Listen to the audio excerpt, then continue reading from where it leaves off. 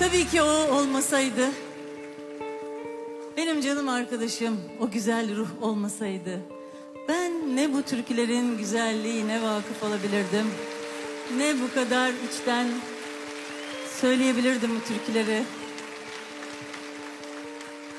Kazım Koyuncu için önce büyük bir alkış istiyorum.